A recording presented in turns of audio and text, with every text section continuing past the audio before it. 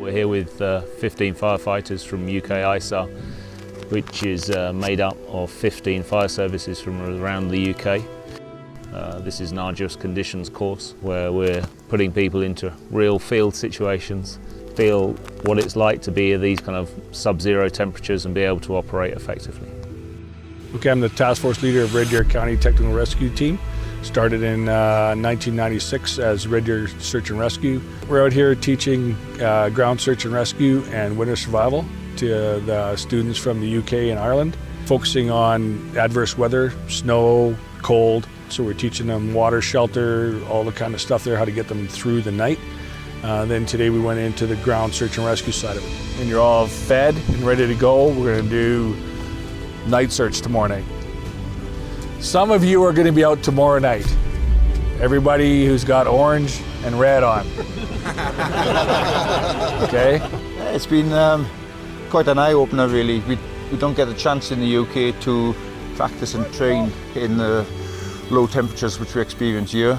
But as an international search and rescue team, we get to deploy in all sorts of conditions, and we certainly need to be prepared to help us work and perform our duties within these cold environments.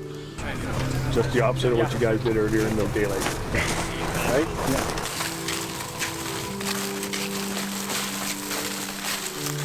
Fear is the biggest one. Fear of the cold, especially for the guys from the UK because they're not used to this cold. If you're totally afraid of it and you're not prepared for it, it'll kill you. You got to show them there that with enough knowledge, skills, and equipment that you can do whatever you need to do. And it's really drummed it home of what simple items of equipment we need to keep ourselves safe and functioning in these environments. And we've been deployed on many occasions when the weather is absolutely pouring down and you need to get your shelters up as quick as possible and get all your gear in the dry and be able to get out and help the people in trouble on the field there. The difficulty with international search and rescue is exactly that. It's international and it's the time it takes. So anything that gets us into the field, quick, set up, and able to get our troops back out onto the field searching, absolutely perfect. We introduced DLX and their equipment back in, I think, about 2014. And in the weather that we're in, you need rapid deployable. I don't have time for 20 people to be sitting there to put up one tent and take an hour or two. So you pop them up, you're in them, your heat's in them, and you're running. That's the thing. And if you can get into that and get through it, then you can start working on things that are important. What are we going to do with the guys? How are we going to get them deployed? And then I've got an emergency shelter to bring back into. Shit hits the fan, I got a place for them to go. We've now got a couple of those tents over in the UK and we're putting them through their paces.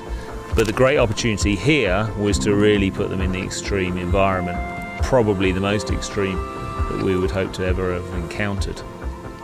They stand up really well, they're quick, they're simple. For being head of the logistics program for the whole of UK ISAR, the weight and the volume is important to me because that's the only two figures I'm ever thinking about is weight and volume. When we get into the field, I then want those tents up quickly. And the deployed logic tents were really quick to put up, just 2 persons, less than a minute I guess, and the shelter was up in its basic form.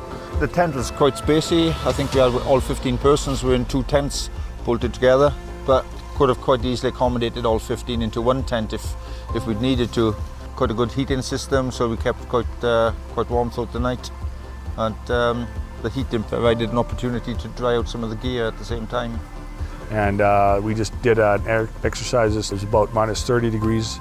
And we had that shelter up in a heartbeat, and we had heat in it, and we used it as a triage shelter, and we put all the casualties into the shelter. Before that, they used to put them in the cabs of trucks. Well, it's no place for putting the triage center in a cab of truck at 30 below zero. We need a tent that's nice and robust. We call it, firefighter proof, and if it can kind of stand that, it can withstand anything.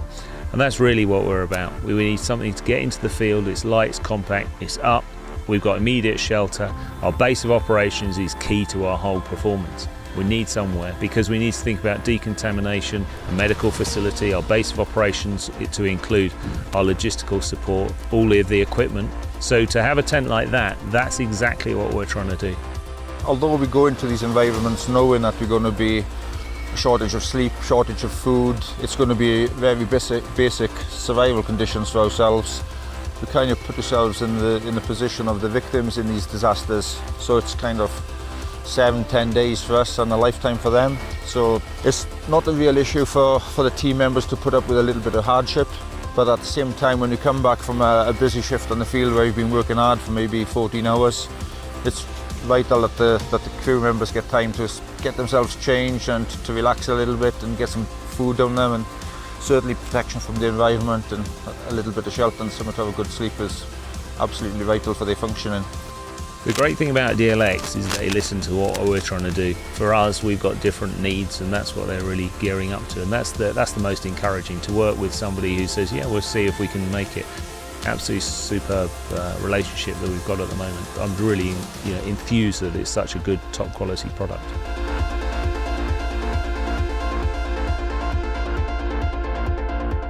We become friends. That's how it is. They're very personable. They want a relationship with you.